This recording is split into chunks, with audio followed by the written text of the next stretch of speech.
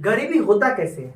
हर कोई गरीबी से पीड़ित है, लेकिन गरीबी के क्या मानदंड होना चाहिए, कैसे होना चाहिए? जब भी तुम किसी से पूछोगे तो बताएगा कि गरीब वो है जिसके पास रोटी खाना, कपड़ा और मकान ना हो। जिसके पास रोटी, कपड़ा और मकान ना हो उसको हम लोग गरीब बोलेंगे। तो लोग बोलेगा ठीक है बात। अब मान लो क्या 3 टाइम पे किसी को 1 टाइम खाना मिल रहा है, कि कपड़ा मान लो नॉर्मल कपड़ा है, एक ही कपड़ा वो पहन रहा है, मकान मतलब तिरपल उरपल छाड़ के या किसी तरह कच्चा मकान में रह रहा है, तो क्या वो गरीब नहीं है? रोटी कपड़ा मकान है। तो इसका मतलब क्या हुआ कि रोटी कपड़ा मकान होना चाहिए, खाना तो होना चाहिए, लेकिन कैसा होना चाहिए? कम से कम इतना खाना हो सके कि उसको पूर्णतः शरीर को पोषण मिले, शरीर को बढ़ाने के लिए पोषण आहार मिले, पोषाहार मिले। अब एकदम खाना मिल रहा है, पता चल रहा है 2 रोटी खा रहा है, पूरा दिन में 2 रोटी खाया है, पूरा दिन में इतना थोड़ा चावल खाया, हम बोलेंगे वो तो खाना मिल गया, वो गरीब नहीं है। ऐसा तो नहीं बात है। उसको पूरी तरह से पोषण मिलना चाहिए। कपड़ा कम से कम ऐसी कपड़ा मिले, ठीक है ना, ब्रांडेड नहीं पहने, लेकिन नॉर्मल चीजें तो होनी चाहिए। उसके बाद क्या है? मकान भी उसको ठीक ठाक मिलना चाहिए जिससे वो रह सके। इसीलिए हमारी सरकार काम कर रही है, जो आवास है, प्रधानमंत्री आवास, चाहे जो भी अबुआ आवास, चाहे बिरसा मुंडा विकास योजना के तहत आवास दिया जा रहा है, और भी बहुत तरह का चल रहा है, आवास का योजना चल रहा है, घर दे रहा है लोगों को धोती साड़ी भी मिल रहा है ना, उसके वाला खाना पीना भी, चावल वगैरह भी दे रहा है, ताकि गरीबी को कम किया जा सके। तो क्या आप इस तरह देती गरीबी को कम कर सकते हैं, या उसके लिए व्यवस्था करके कम कर सकते हैं? आप शिक्षा का इतना बेहतर व्यवस्था कीजिए कि वो बहुत ज्यादा आगे बढ़ जाए। क्लियर है कि नहीं? तो जब रोटी कपड़ा मकान ना हो तो इस स्थिति को गरीब कहते हैं। ये मतलब यहाँ पे हो कोई तो गरीब कहते हैं, और इस स्थिति को गरीबी कहते हैं। ये स्थिति जहां भी तुमको दिखेगा उसको गरीबी बोलेंगे। लेकिन हमको लगता है कि रोटी कपड़ा मकान के साथ में उसके पास शिक्षा यदि ना हो तो फिर भी वो गरीब है, यदि उसका स्वास्थ्य अच्छा ना हो तो फिर भी वो गरीब है, और उसको अच्छा पर्यावरण ना मिले तो पर भी वो गरीब है। साथ में आज के नवयुग में हमें इसमें इंटरनेट का नया विमर्श लाना होगा कि इंटरनेट भी हर किसी के लिए उपलब्ध होना चाहिए। ठीक है, तो गरीबी का मतलब हम बोल सकते हैं कि आम बोलचाल की भाषा में रोटी कपड़ा मकान का ना होना ही गरीबी कहलाता है। लेकिन इसके व्यापक अर्थ को हम देखेंगे तो रोटी कपड़ा मकान के साथ में पोषण, शिक्षा, स्वास्थ्य, इंटरनेट, पर्यावरण का उपलब्ध ना होना भी गरीबी है। क्लियर है कि नहीं? तो कैसे पहचानेंगे कि कौन गरीब है और कौन गरीब नहीं है? तो इसके लिए अलग अलग कंडीशन हमको देखना पड़ेगा। अमृत सेन जो थे, ठीक है, अमृत सेन भी इसको कोई बोलता है, प्रोफेसर अमृत सेन जो थे, इन्होंने क्या कहा? इन्होंने कहा कि गरीबी क्या है? तो इन्होंने एक लाइन में बताया कि क्षमताओं का अभाव ही गरीबी है। क्षमताओं का अभाव ही गरीबी है, कि आपके पास यदि कोई चीज क्षमता नहीं है वही गरीबी है। जैसे मान लीजिए सपोज दैट सब आदमी कहीं जा रहा है, सब आदमी को खाना मिल रहा है, और यदि बहुत किसी को खाना नहीं मिल रहा है तो खाना वो क्यों नहीं मिल रहा है और दूसरे को क्यों मिल रहा है? हो सकता है कि दूसरा उस काबिल है कि वो खाना के लिए पैसा जुटा ले रहा है, अपना चीज कमा ले रहा है, ठीक है, व्यवस्था कर ले रहा है। तो आपके पास क्षमता नहीं है तो वही क्या है? गरीबी। तो गरीबी को कैसे दूर कर सकते हैं? कि आप अपने अंदर क्षमता का विकास कीजिए। कैसे कर सकते हैं क्षमता का विकास? तो सबसे पहले यदि आपके पास शिक्षा है तो आपके पास क्षमता आएगा, शिक्षित रहो। यदि आपका स्वास्थ्य अच्छा है तो आपके पास क्षमता आएगा, ठीक है। तो आप शिक्षा और स्वास्थ्य पे ज्यादा फोकस कीजिए ना। अमृत सेन ने कहा कि क्षमताओं के अभाव ही क्या है? गरीबी। अब मान लो सब अब नया युग जो आ रहा है, कंप्यूटर का युग आ रहा है, सब कंप्यूटर चलाने जान रहा है। मान लो जो कंप्यूटर चलाने नहीं जानेगा, स्वाभाविक तौर पे वो रोजगार से बाहर चला जाएगा कि नहीं? क्योंकि हर लाइन में आपको कंप्यूटर आजकल मिलेगा। अरे कहीं भी जाओ कंप्यूटर, ऑनलाइन एग्जाम देने जाओ कंप्यूटर, हर जगह। तो आप कंप्यूटर नहीं जानिएगा, क्या आप इससे रोजगार से बाहर नहीं जा रहे हैं? क्या जा रहे हैं? इसका मतलब है कि क्षमताओं का अभाव ही क्या है? गरीबी। आप क्षमता डेवलप कीजिए। यदि आपके पास क्षमता रहेगा तो गरीबी नहीं रहेगा। क्लियर है कि नहीं? तो किसने कहा था कि क्षमताओं के अभाव गरीबी है? प्रोफेसर अमृत सेन। प्रोफेसर अमृत सेन ने क्या कहा कि क्षमताओं का अभाव ही क्या है? गरीबी है। अब हम लोग क्या बोलेंगे कि आमतौर पर बोलचाल की भाषा में रोटी कपड़ा मकान का ना होना गरीबी की स्थिति कहलाता है, परंतु इसके व्यापक स्तर में पोषण, शिक्षा, स्वास्थ्य, पर्यावरण, इंटरनेट को भी जोड़ा जाना चाहिए। क्लियर है कि नहीं? प्रोफेसर अमृत सेन के अनुसार क्षमताओं का अभाव ही गरीबी है, कि किसी के पास क्षमता नहीं है, क्षमता का विकास नहीं हुआ तो वो इंसान गरीबी की स्थिति से पीड़ित है, और वो इंसान क्या है? गरीब है। समझ में आ रहा है यहाँ तक? कोई कंफ्यूजन यहाँ तक? किसका कर रहे थे कि क्षमताओं का अभाव ही क्या है? गरीबी है। ये प्रोफेसर अमृत सेन ने कहा। तो इसके बाद इसको भी लगाइए तो योजना आयोग। किसने? योजना आयोग। योजना आयोग जो था, इस योजना आयोग ने बताया कि आप टेंशन क्या ले रहे हैं, हम गरीबी का आकलन करते हैं ना। तो योजना आयोग के अनुसार इन्होंने बोला कि यदि किसी व्यक्ति को एक दिन 2400 कैलोरी ऊर्जा मिल जाता है। कैलोरी ऊर्जा क्या होता है? यदि हम कोई चीज को खाते हैं तो उससे हमारे शरीर में एनर्जी मिलता है। बायो पढ़ेंगे क्या मिलता है? एनर्जी, ऊर्जा मिलता है। तो हमारे शरीर में जो ऊर्जा मिलता है वो कैलोरी के फॉर्म में मिलता है। तो तुमको पता होगा कि यदि हम एक केला खाते हैं तो हमको कितना एनर्जी मिलता है? लगभग 116 कैलोरी मिलता है। और यदि हम पानी पीते हैं H2O तो 0 कैलोरी ऊर्जा मिलता है। पानी पीने से हमको एनर्जी नहीं मिलता है, जबकि हम केला खाते हैं तो 116 कैलोरी क्या मिलता है? एनर्जी मिलता है। हम लोग भोजन क्यों करते हैं? क्योंकि हमको एनर्जी मिले। तो योजना आयोग ने कहा कि यदि किसी इंसान को एक दिन में 2400 कैलोरी एनर्जी मिल जाए, कितना? 2400 कैलोरी। 2400 कैलोरी एनर्जी मिल जाए तो वो गरीब नहीं है। ये वर्तमान का डाटा है, जबकि पहले का डाटा था 2250। 2250 कैलोरी यदि किसी को एनर्जी मिले तो ऊर्जा मिले तो वो गरीब नहीं है। तो 2400 कैलोरी एनर्जी मतलब समझता है? ज्यादा नहीं। यदि तुमको 5 से 6 रोटी और 1 डूबी भुंजिया मिल जाए, क्या मिल जाए? भुंजिया, तो 2400 कैलोरी आराम से हो जाएगा। कितना हो जाएगा? 2400 कैलोरी। अब तुम सोचो 6 रोटी और इतना भुंजिया मिल जाए पूरा दिन में, और बोलेगा कि वो इंसान गरीब नहीं है। ये हाँ, हंसने वाली बात नहीं लग रही है। मतलब एक टाइम तुमको खाना मिल रहा है 6 रोटी, और क्या बोल रहा है कि गरीब नहीं है इसके अनुसार, और फिर भी डेटा इतना कम है। सोचो इतना, मतलब इतना कम रखा, फिर भी डेटा इतना ज्यादा लोग भारत में गरीब है। ठीक है, क्या बोल रहा है कि जिसको 5 गो रोटी या 6 गो रोटी और 1 डूबी भुंजिया मिल जाएगा एक दिन में, वो गरीब नहीं है। भाई 4 टाइम का नहीं बात कर रहा हूँ, कभी भी पूरा चारों टाइम में, पूरा दिन में खाली तुमको एक दिन में मिल गया 5-6 रोटी और भुजिया, तो इसका मतलब तुम गरीब नहीं। अजीब बात नहीं लग रहा है? तो क्या करेंगे? योजना आयोग के अनुसार, योजना आयोग कैलोरी ऊर्जा का मापन करती है, इसके अनुसार 2400 कैलोरी ऊर्जा कोई एक दिन में खा लेता है तो वो इंसान गरीब नहीं है। इसका मतलब तुम यदि 6 को रोटी मार दिया बिहान है, अब गोटी दिन नहीं खाएगा और 1 का खर्च नहीं करेगा तो तुम गरीब। अजीब तो लगता है।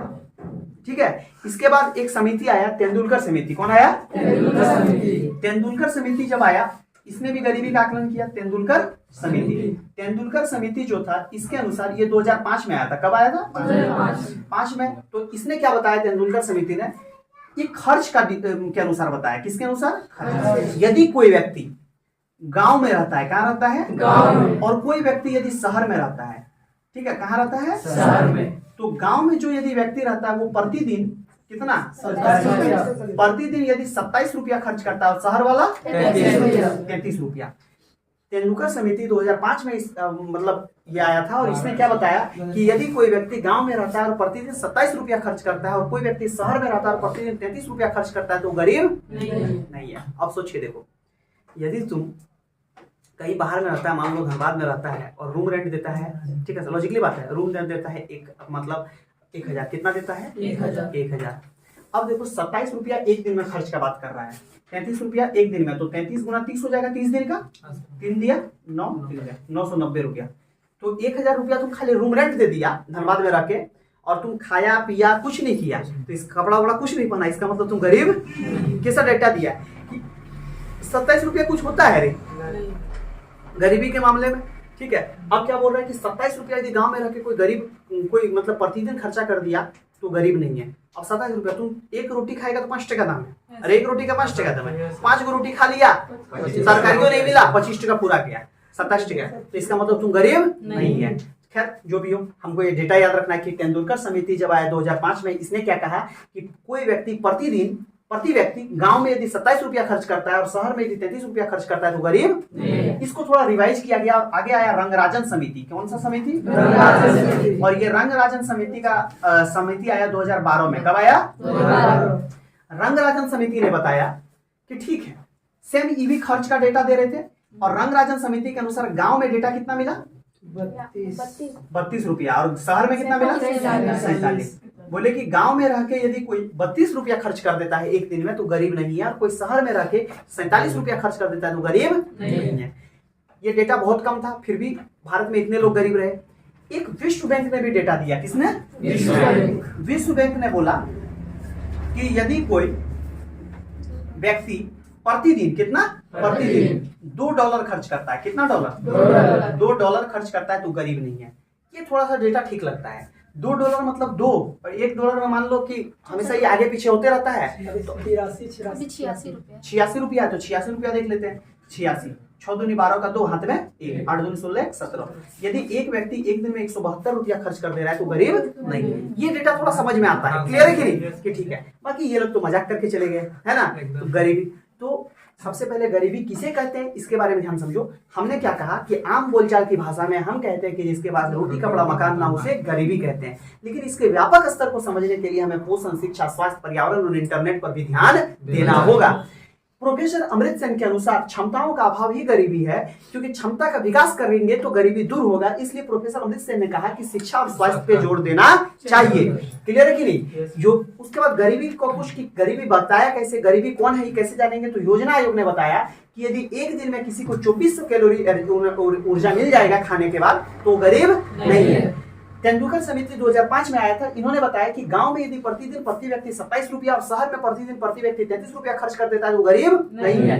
रंगराजन समिति 2012 में आए, इन्होंने कहा था कि गांव में यदि कोई व्यक्ति 32 रुपया और शहर में 47 रुपया खर्च कर देता तो गरीब नहीं है। विश्व बैंक ने कहा कि प्रतिदिन यदि कोई $2 खर्च कर देता तो गरीब नहीं है। क्लियर है कि नहीं? तो हम देखें कि गरीबी के आकलन से पहली बात तो योजना आयोग का संबंध है, दूसरा बात तो तेंदुलकर समिति है, तीसरा बात रंगराजन समिति है, विश्व बैंक ने भी अपना डेटा दिया है। क्या यहाँ तक समझ में आया? अरे हाँ या नहीं? कोई कंफ्यूजन यहाँ तक? ठीक है, प्रकार है। मेनली गरीबी दो तरह का होता है, ठीक है। एक होता है सापेक्ष गरीबी, सापेक्ष गरीबी, ठीक है, और दूसरा जो होता है इसको हम लोग बोलते हैं निरपेक्ष गरीबी, निरपेक्ष गरीबी। गरीबी मेनली कितना होता है? दो। लेकिन कभी कभी तुमको कहीं कहीं मिल जाएगा एक नया टाइप का मानवीय गरीबी, ठीक है। क्या मिल जाएगा? मानवीय गरीबी। लेकिन मेनली जो गरीबी का टाइप से यही दो होता है। अब ध्यान से समझना, सापेक्ष गरीबी है क्या और निरपेक्ष गरीबी क्या है। सापेक्ष गरीबी का मतलब होता है हम लोग गरीबी में तुलना करते हैं। क्या करते हैं? तुलना करते हैं। अब ध्यान से समझना, तुलना कैसे करते हैं। मान लो सपोज दैट दो आदमी है, एक आदमी का नाम ए है और एक का नाम बी है। ए कमा रहा है, मान लो सपोज दैट ए के पास सपोज दैट 1 करोड़ है। कितना है? 1 करोड़। और बी के पास है 1.5 करोड़। कितना है? 1.5 करोड़। क्या वास्तव में जिसके पास 1 करोड़ है वो गरीब है? नहीं, लेकिन ये सापेक्ष गरीब है इसकी तुलना में, इसकी तुलना में ये गरीब है कि नहीं है? क्यों गरीब है? क्योंकि इसके पास 50 लाख कम है। तो सापेक्ष गरीबी में हम लोग तुलना करते हैं किसी और से और देखते हैं कि कम है तो उसको क्या बोलेंगे? गरीब। कोई दिक्कत नहीं आता है। अब जैसे लॉजिकली बात तुम देखोगे तो अभी तुम ध्यान समझना कि मान लो कि सपोज दैट किसी के पास, इसके पास भी मान लो इसके पास भी 1.5 करोड़ हो। कितना हो? 1.5 करोड़। और इसके पास भी कितना है? 1.5 करोड़। और इसके पास एक आ जाए 4 व्हीलर। कितना आ जाए? एक 4 व्हीलर आ जाए, कोई भी 4 व्हीलर अच्छा कंपनी का ओडी वगैरह आ जाए। और इसके पास भी 3 4 व्हीलर आ जाए। कितना 4 व्हीलर आ जाए? और ये भी ओडी का आ जाए। अब बताओ दोनों में अमीर कौन है? ये अमीर हो गया। तो ये इसके तुलना में ये क्या? सापेक्ष गरीबी है। सापेक्ष गरीबी में हम लोग क्या करते हैं? एक का तुलना दूसरे से करते हैं और देखते हैं कि वो उससे कमजोर है कि नहीं। जब किसी से तुलना करके देखते हैं तो उसको गरीबी बोलते हैं। क्या बोलते हैं? मान लो हमको रोटी कपड़ा मकान इंटरनेट स्वास्थ्य सब कुछ मिल रहा है और फिर भी यदि किसी को देखते हैं हम लोग, जैसे मान लो किसी और को देखते हैं और देखते हैं उसके पास 50 लाख है और मेरे पास 10 लाख है, तो 10 लाख है तो गरीब नहीं है, लेकिन उसको देख के उसके सामने हम लोग क्या है? सापेक्ष गरीबी। क्या है? क्लियर है? बात समझ में आ रहा है? एक होता है निरपेक्ष गरीबी। निरपेक्ष गरीबी में क्या देखते हैं कि इंसान के पास क्या बेसिक चीज है कि नहीं? रोटी कपड़ा मकान, ठीक है। क्लियर है कि नहीं? तो मतलब आधारभूत चीज। क्या बोलते हैं? आधारभूत। यदि आधारभूत सुविधाएं ना हो, जैसे इसके पास शिक्षा भी लिख सकते हैं, स्वास्थ्य भी, ये सब यदि इंसान के पास ना हो, बेसिक नेसेसिटीज ना हो, तो इसको बोलेंगे निरपेक्ष गरीबी। क्या बोलते हैं? निरपेक्ष गरीबी। तो तुम एक चीज बताना कि दोनों में रियल गरीबी कौन बता रहा है? निरपेक्ष गरीबी। रियल गरीबी तो निरपेक्ष गरीबी ही बता रहा है ना। क्यों बता रहा है? क्योंकि इसके पास रोटी कपड़ा मकान शिक्षा इस सब का व्यवस्था नहीं है और ये तो तुलना करके बता रहा है। हो सकता है कि अंबानी एक साइड अंबानी को खड़ा कर दे और एक साइड विराट कोहली को खड़ा कर दे, तो कौन अमीर है? अंबानी। तो विराट कोहली क्या हो गया? गरीब। तो सापेक्ष गरीबी है, गरीब नहीं है वो। गरीब कौन है? जिसके पास रोटी कपड़ा मकान शिक्षा नहीं है। भारत में वो सारे बच्चे गरीब होंगे जिसके पास ये सब सुविधाएं नहीं है, जो बाहर में घूमने के लिए तरसने के लिए, ठीक है, घूम रहा है, पढ़ नहीं पा रहा है, छोटा छोटा बच्चा कमाने के लिए जा रहा है। क्लियर है कि नहीं? बहुत दुख से अपना जीवन गुजार रहा है, वो वास्तव में गरीब है। ये गरीबी नहीं है। समझ में आ रही बात? तो जो रोटी कपड़ा मकान शिक्षा आधारभूत सुविधाएं जिसके पास ना हो वो गरीबी है। तो यही चीज हम बताए थे कि निरपेक्ष गरीबी को ही वास्तविक गरीबी कहते हैं। बताए थे कि नहीं? निरपेक्ष गरीबी को ही वास्तविक गरीबी कहते हैं। इसके बाद होता है मानवीय गरीबी। कि मानवीय गरीबी क्या है? कि यदि किसी को खाना के साथ, मतलब कैलोरी जो बताए ना, कैलोरी के साथ यदि शिक्षा स्वास्थ्य रोजगार ये सब ना मिल पा रहा हो तो इसको मानवीय गरीबी बोलते हैं। क्या बोलते हैं? मानवीय गरीबी। ठीक है। तो किसी को कैलोरी के साथ शिक्षा स्वास्थ्य रोजगार ये सब ना मिल पा रहे हो तो क्या बोलते हैं? मानवीय गरीबी। क्या बोलते हैं? मानवीय गरीबी। कितने प्रकार का? दो। मेनली 2 प्रकार है, लेकिन हम लोग 3 प्रकार यहाँ देख लिए। कौन कौन? सापेक्ष, निरपेक्ष और मानवीय गरीबी। क्लियर है? गरीबी का आंकड़ा के अनुसार हम देखेंगे तो सबसे पहले योजना आयोग ने बताया कैलोरी के अनुसार से। फिर कौन सा समिति था? तेंदुलकर समिति। कब आया था? 2005। फिर कौन सा समिति था? कब आया? विश्व बैंक कब? 2018। विश्व बैंक ने जो निर्णय किया था ये 2018। विश्व बैंक कब बताया था?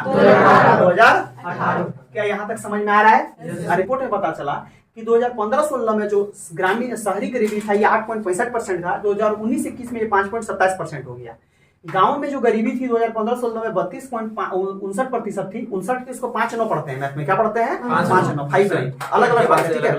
32.59 पढ़ते का तो होता नहीं, बोला गलत है, लेकिन हमको यहाँ याद रखने से मतलब है तो डायरेक्ट 32.59 ही याद रखेंगे। अब किसी के सामने बोलना 32.59, क्लियर है कि 32.59। ये गांव की ये 2019-21 में इसका जो आंकड़ा है 19.28% पे आ गया।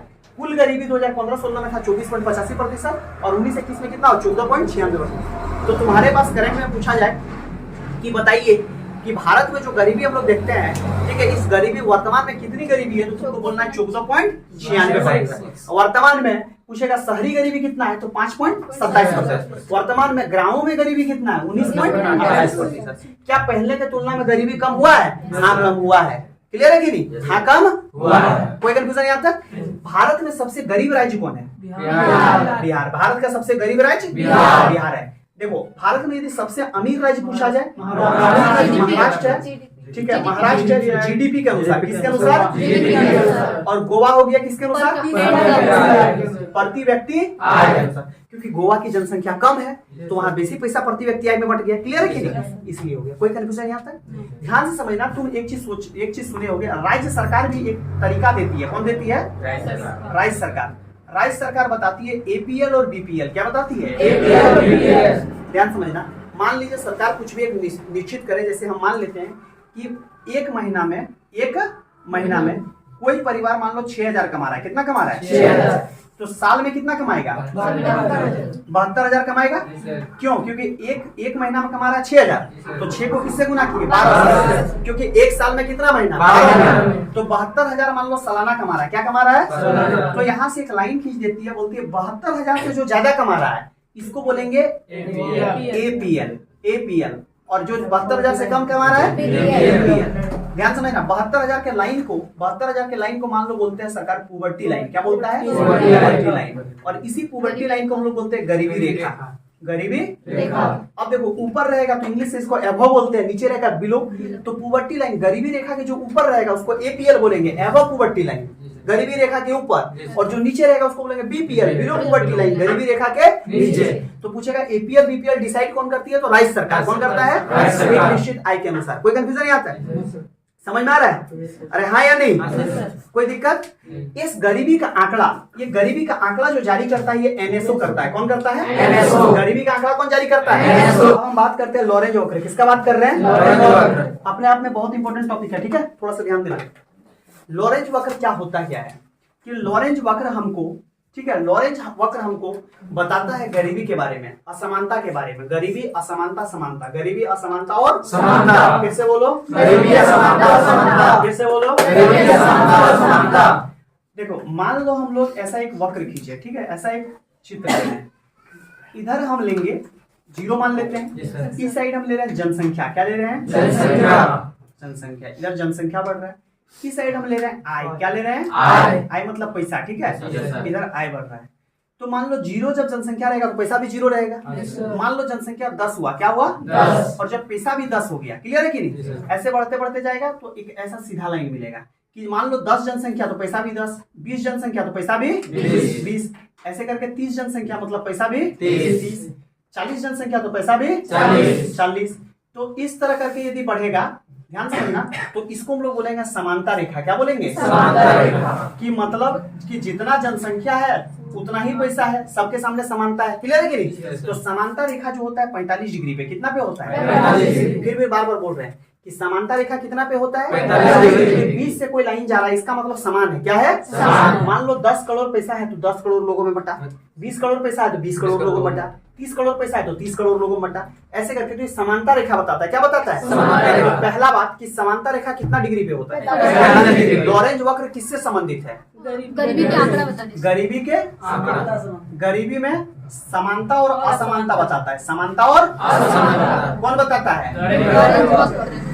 लॉरेंज क्या बताता है? समानता और असमानता कौन बताता है? लॉरेंज वक्र। अब ध्यान समझना, कोई भी रेखा, मान लो कोई भी देश का रेखा होगा, आय और जनसंख्या का, कोई भी रेखा यदि समानता रेखा के करीब जाएगा, करीब माने सामने, ठीक है, करीब जाएगा तो इसका मतलब अच्छा है। इसका मतलब क्या है? अच्छा। और यदि समानता रेखा से दूर रहेगा तो इसका मतलब क्या है?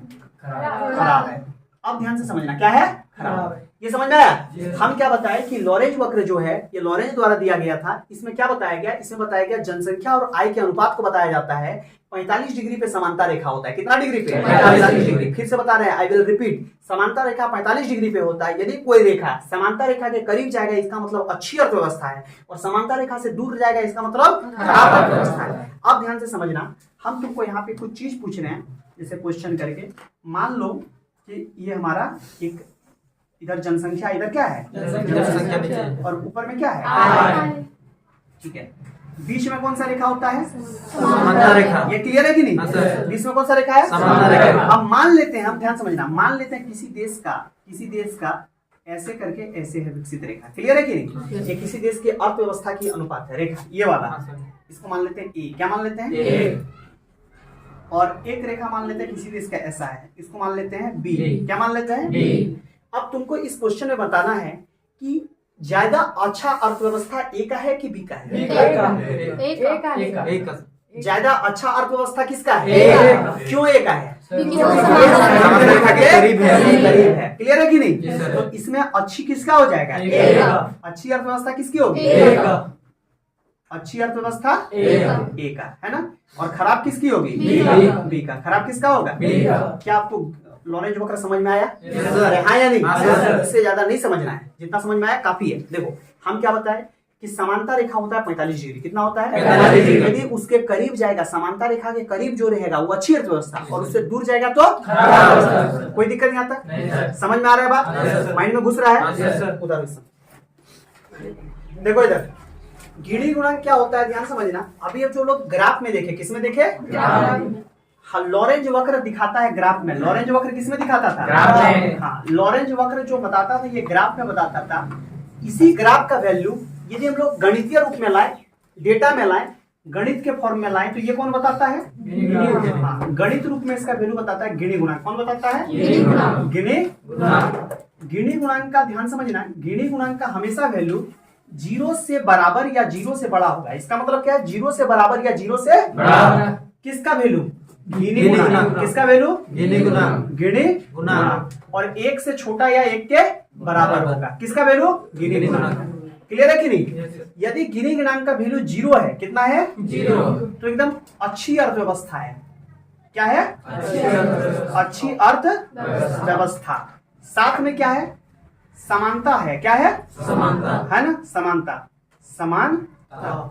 यदि गिनी गुणांक का वैल्यू 1 है तो इसमें खराब अर्थव्यवस्था है। कैसी अर्थव्यवस्था? खराब अर्थव्यवस्था। और इसका जो मान होता है ये असमानता है। क्या है? असमानता। इसका मतलब ध्यान समझना कि यदि गिनी गुणांक का वैल्यू जितना कम होगा उतना अच्छा बात है, और जितना ज्यादा होगा उतना खराब बात है। तो याद रखने वाला बात है कि गिनी गुणांक का वैल्यू, गिनी गुणांक का मान, किसका मान? गिनी गुणांक का मान। जितना क्या होगा? कम होगा, उतना क्या है? अच्छा है। और जितना ज्यादा होगा उतना क्या है? खराब है। क्या आपको यहाँ तक समझ में आ रहा है? इसमें गिनी गुणांक का मान निम्नलिखित है। ठीक है, तुमको इसमें ए नंबर में बताना है सबसे अच्छी अर्थव्यवस्था, अच्छी अर्थव्यवस्था,